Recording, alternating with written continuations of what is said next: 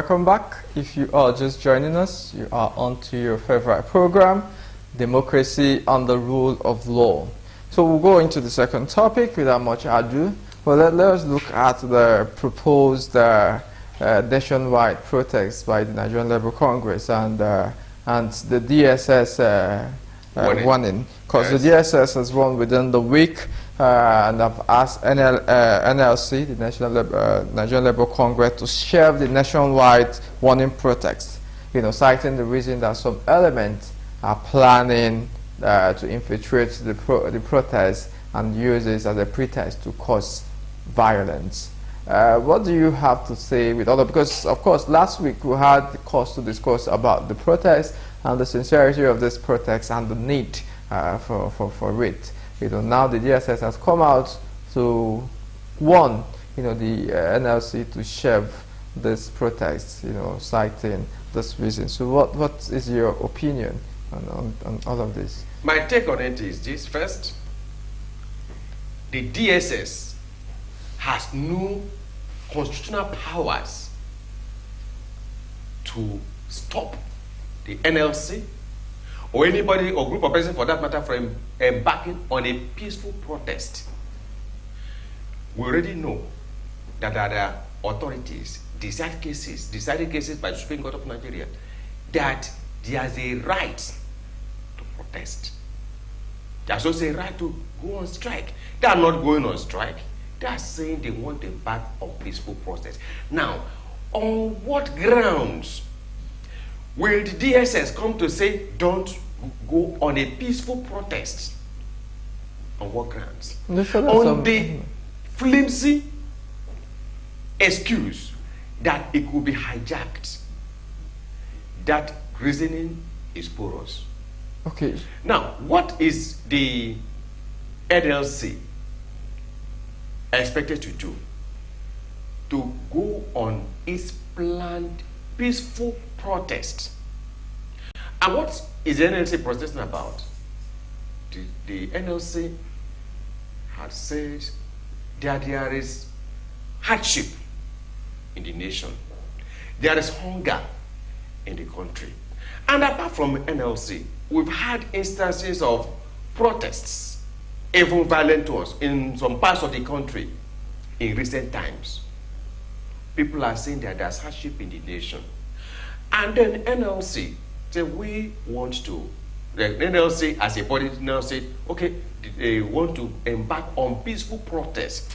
It is a right. They have the right to do so without interference either from the DSS or from the police or army. It's a right. Okay. Guaranteed by the law. All right. I want to ask, some people have expressed concern that if the DSS is saying that there is, of course, that they are aware that some elements want to foment crisis, are they not supposed to fish out that? Is that not their work? In some jurisdictions, if there is a peaceful protest going on, police will still be going around, and if there are people that want to hijack or commit crime or foment trouble, they will pick those ones. And that's what we expect the DSS to do. If DSS already has information that some people want to hijack the peaceful protest and turn it into something else, they are to do their duty. Duty of ensuring that those ones are not allowed to hijack an otherwise peaceful protest. But as far as the law is concerned, they don't have the powers to stop peaceful protest. Not even a strike. They don't have the powers to do it. And they've been failing in their duty. If they fail to go after those ones that have made up their minds to hijack an otherwise peaceful protest, and then say no protest. Because if you don't allow people to express their grievances in a peaceful manner, you are cutting for trouble. Of course, they have also given reason that the proposed protest would further aggravate, the economic hardship of the people, by, stopping people from going to work, grinding some of the national production, or, of course, the workers that, instead of going to protest, that they advise that the NLC should dialogue with the federal government. Well, I know that over time, We have had instances of the federal government dialoguing with NLC, TUC, and so on. And it's a sad commentary that in most cases, it's the federal government that does not live up to its expectation on agreements reached with labor. That has been a sad commentary. Now, NLC said the body wants to embark on 2-day peaceful protest. And what is the point they want to pass across the entire nation and maybe the world at large? That the government, both federal and state, needs to address the issue of hardship. And you know that since Nigeria became one nation in 1914, we have not had or witnessed strike that people are hungry. It's not common. It's rare. The reality on ground is that there is need for immediate action to be taken to alleviate the suffering of the masses. That is, the other day somebody collapsed on the road. Why did he collapse? Because I'm not eating. When he was giving something to resuscitate, he got up. He was not sick. Today, some people cannot afford 3 square meals a day. Some eat once a day. So, what is the essence of having government when people are subjected to untold hardship? And I'll say, look, do something to alleviate the sufferings of the masses. And I agree that so long as it is peaceful protest, it is in order. And then we've had instances where strikes, protests have gone in for more than a week in this nation.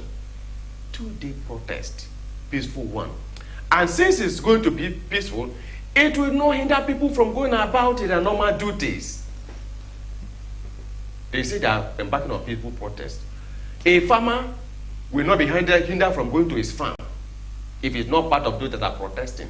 Let those that want to protest peacefully go about protesting and register the grievances of Nigerians. Okay. So I don't share the view that it will hinder production, this and that and so on. Okay, so in your own, of course, your legal, what the law says, the NLC can go on with the protest Yes. without, in spite of the DSS warning.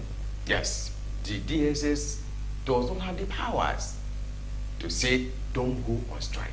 What DSS can do as a body is provide security for them. If there's anywhere anybody wants to hijack the process and turn it